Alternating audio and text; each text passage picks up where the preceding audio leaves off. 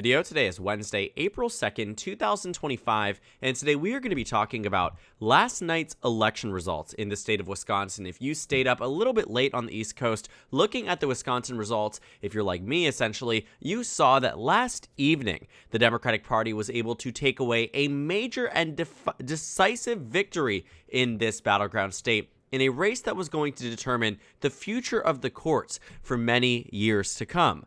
Last evening, the Democratic Party won by a margin of roughly 10 points. This isn't the right Wisconsin race, but I promise you it's relevant a little bit later on in the video. This is the right one, a 55 to 45% margin in the state of Wisconsin for the Democratic-backed liberal justice. I include that caveat because this race is technically nonpartisan, though we all know which way both of these justice or judge candidates swing and lean towards in terms of ideology, but a 10-point victory for the Democratic Party.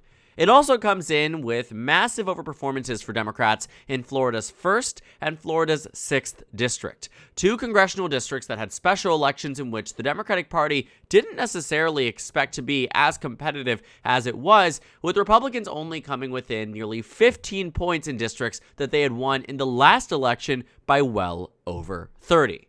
And so this time, in conjunction with the Wisconsin results, it all suffers a big blow to Elon Musk and Donald Trump and the Republican Party at large, given that Elon Musk spent $20 million of his own money in this race. Now, Wisconsin, too, is a unique point of interest because of how it voted in the last presidential election. If you remember what the map looked like, Wisconsin voted for Donald Trump in 2016 and 2024 by roughly identical margins. But it mattered a lot in 2024 because it was a margin of 0.9%, roughly that of 0.6% off of the national popular vote.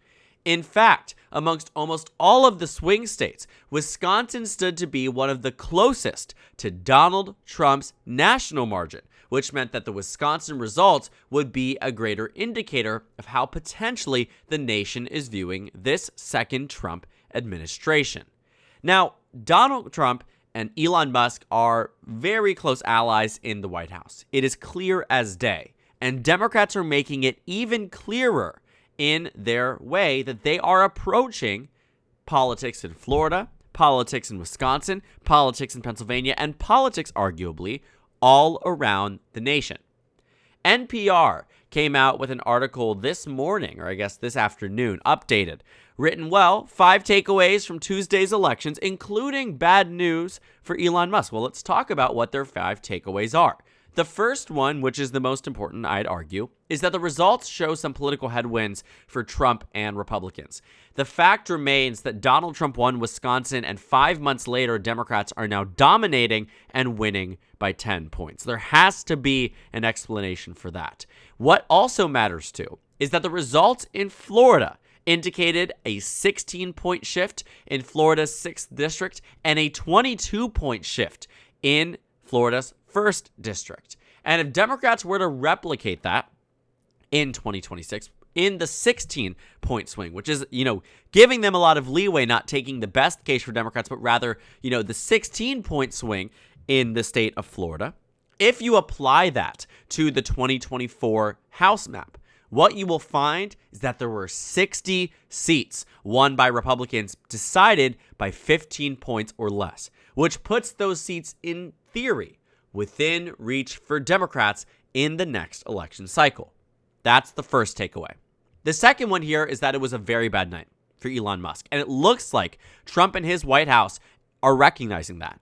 They're recognizing that Elon Musk's name has become toxic to Donald Trump, toxic to the Republican brand. After all, it is Democrats who are benefiting from Elon Musk's involvement in the candidacy campaigns and candidacy schemes now on the Republican side, in contrast with what Republicans thought was reality before, that Donald Trump and Elon Musk working hand in hand could only benefit the party. Maybe from a point of money or a point of, the finances, sure, I understand that, but fundamentally, Elon Musk being involved with Donald Trump has now become a political liability at which NPR even recognizes that his days might be numbered as Trump's right-hand man. And what we are seeing leak from the White House, and White Houses are very tight-lipped unless they want to leak something to the press to send out a message, they are doing this. Elon Musk's days are numbered in the White House, and it might hinder the way the Democrats continue to engage with him as a mainstream political actor over the coming months, but maybe the damage is already done. The third takeaway here shows of signs of how Democrats combat Trump and also what the base wants. They talk briefly about how the battle back in 2020 and 2016 was progressive versus moderate. But now we are seeing that the argument is now complacency versus standing up, getting involved in organizing and protest against Donald Trump versus letting him do what he wants and working with him in Congress. This is where we are seeing some fundamental differences between what the party base and what the party is doing. But now it looks like the party is listening up. We see it with Cory Booker. We see it with the way they're engaging in advertisements and in these special elections. It's interesting to say the least, and it matters for how Democrats move forward. I'll skim through the final takeaways here that the political realignment is helping Democrats in off-year elections. This is true in some instances about how lower turnout elections are starting to favor Democrats than before, and that voter ID is an issue that leans heavily to the right, not necessarily as relevant to what we are seeing in Wisconsin and in Florida at large, but still something to think about. All to say, when we look at the results last evening, the takeaways are clear. Democrats overperformed. They did very, very well, and Elon Musk lost.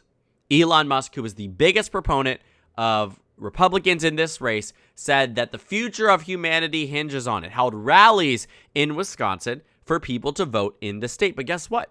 Not only did it not matter, they underperformed Donald Trump by 11 percentage points on net. And when you take a look at the comparison from 2024, the map becomes even more egregious for Elon Musk and the Republican Party. That every single county, every single one shifted to the left, shifted further to the left than it did in 2024, and that makes all the difference.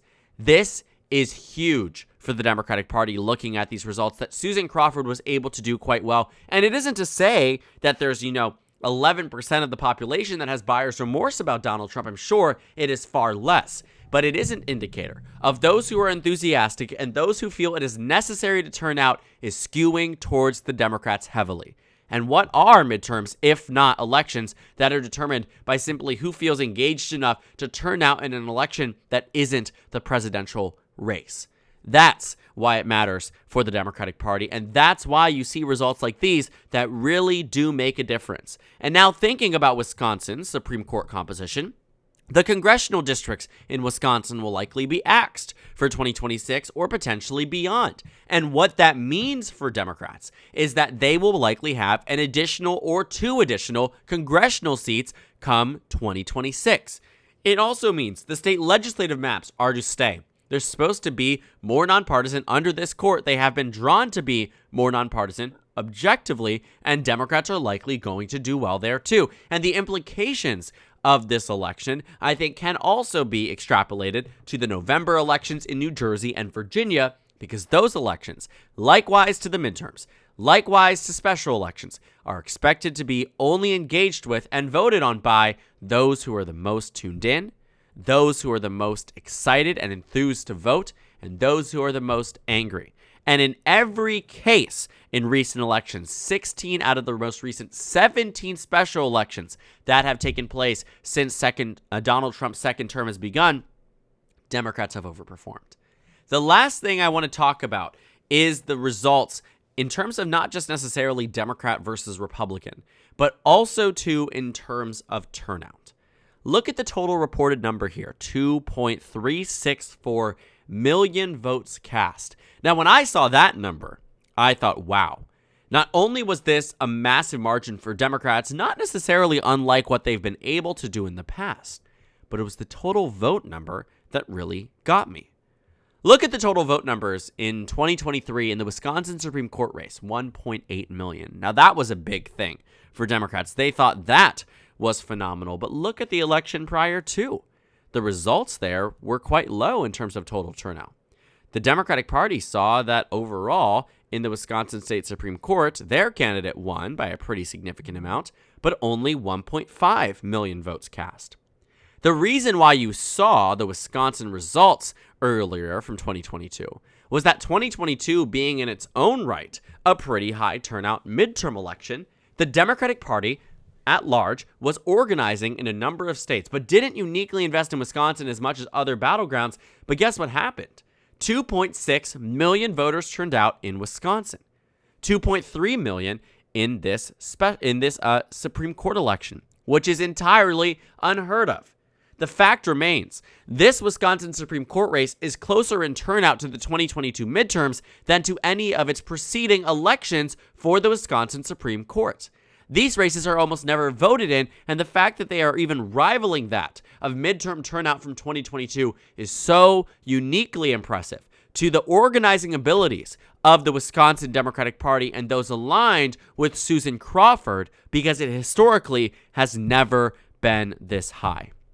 And so if Democrats are driving up turnout and Republicans are demoralized and decreasing in turnout, this is a recipe for disaster for Trump and his administration should these things continue. Because it's an 11-point swing in Wisconsin, and a 16-point swing in Florida's 6th, and a 22-point swing in Florida's 1st. It all spells out an eventual loss in the House of Representatives, substantive losses in numerous governorships, and multiple special elections that will undoubtedly take place before the end of the midterm cycle and potentially beyond, where Democrats continue and will likely continue overperforming election after election after election. And so in this failure on the side of Elon Musk and this huge overperformance for Democrats in Wisconsin, I look at it and say, this is something that Democrats have to look to and say, how do we replicate this? And Republicans should be worried. They should look at this and be fearful that at the end of the day, the Democratic Party right now is well positioned to win back the House of Representatives easily and to make its mark against Trump's second administration. What might have been a lackluster result in 2024 by every standard, underperforming in the presidential compared to what the expectations were at least set for them. They needed to come back strong. And I think last night felt very good for a lot of Democrats looking at this map here, because it showed up and showed out not only against Elon Musk and Donald Trump, but also for something, for a party, for Democrats, for a vision. And you saw it in Florida, you saw it in Wisconsin, and it made its mark 1,000% through and through.